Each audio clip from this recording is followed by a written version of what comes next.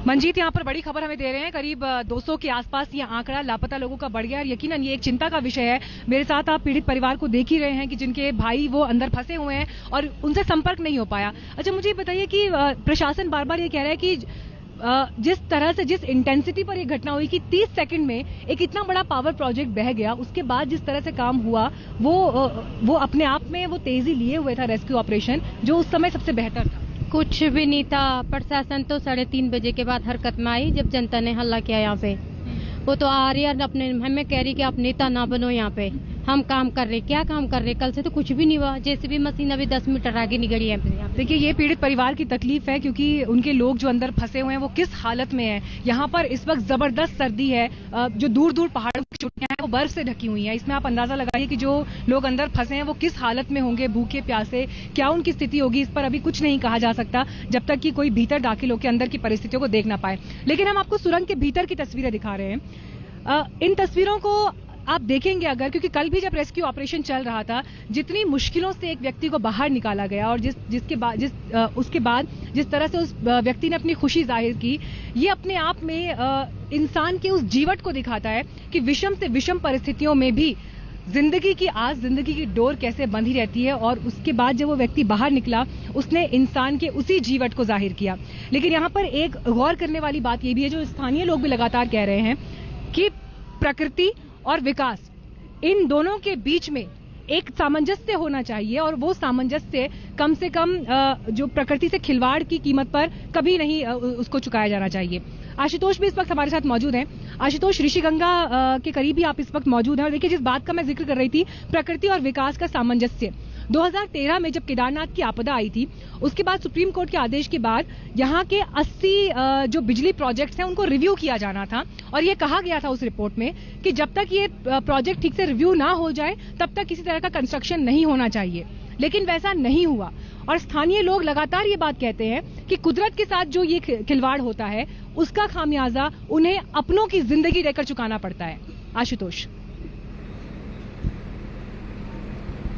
दरअसल इसको ऐसे भी समझे मीनाक्षी, जब आपने सफर तय किया और आप जब 4 रास्ते से आ रही थी तो आपने देखा है वो 4 धाम परियोजना के नाम पर सड़कों का चौड़ीकरण, जहां चट्टान काटे गए।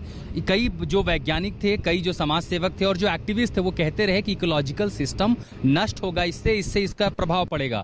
लेकिन नियमों की चाहे अदला बदली कह लीजिए या कई सारे सिस्टम का जो काम था उसके जरिए वो परियोजना पूरी चली। ये जो ऋषिगंगा प्रोजेक्ट आप देख रहे हैं, मैं आपको टॉप व्यू यहाँ से दिखाने की कोशिश करते हैं। ये पूरा मलबा है, पता नहीं यहाँ कितने लोग हो सकते हैं। जो प्रत्यक्षदर्शी वो कह रहे हैं कि कुछ लोग भागने में कामयाब रहे, लेकिन 45 या 50 सेकंड में आखिर कोई कितने लोग निकल पाएंगे। और चूंकि प्रशासन भी कह रहा है कि बहुत संभव यहाँ कुछ लोग हो सकते हैं। ये पूरा मलबा आगे जो हाइड्रो प्रोजेक्ट था ऋषिगंगा का, इस पर भी एक्टिविस्टों ने सवाल उठाए थे। इसको भी लेकर के ऐतराज जताया था। हम कोशिश करेंगे कि वो आवाज भी दर्शकों तक पहुंचाए कि आखिर फाइलों तक जब आवाज पहुंची, ये सवाल उठाए गए, तो आखिर फिर इसे अनुमति क्यों मिली। और आज उसका नतीजा ये है कि इकोलॉजिकल सिस्टम इस तरह से डिस्टर्ब हुआ है कि कई सारे जानें चली गई हैं, पूरी की पूरी परियोजना मिट्टी में मिल गई है। इसलिए सवाल उठता है कि कब तक प्रकृति पर्यावरण के साथ विकास का जो बैलेंस है, जो संतुलन है, उसको कब तक नकारा जा सकेगा। यहाँ से ऊपर गांव में कई लोग हैं, रैनी गांव में हम ऊपर हैं,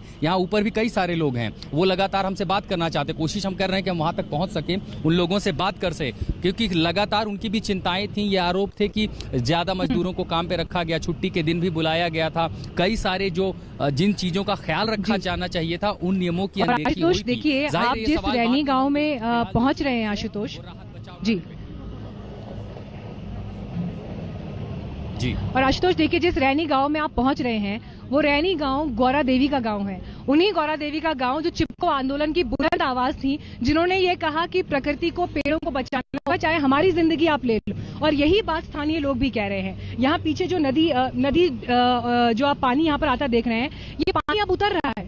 लेकिन सवाल तो ये है, ऐसे परिवार जिनके अपनों को लेकर कोई जानकारी नहीं है, इनकी आंखों का पानी कब उतरेगा, इनकी तकलीफें कब कम होंगी, ये सवाल बना हुआ है। सवाल कई हैं जिन पर हम आगे बात के, लेकिन कम से सबक लेने की जरूरत है। हम एक सिस्टम के तौर पर, की रक्षा के तौर पर, हिमालयी क्षेत्रों को देखने के तौर पर उसके बारे में क्या कदम उठाते हैं, इसी पर बातचीत आगे बढ़ाएंगे। ग्राउंड का हर अपडेट आपको एक ब्रेक के बाद फौरन लौटेंगे।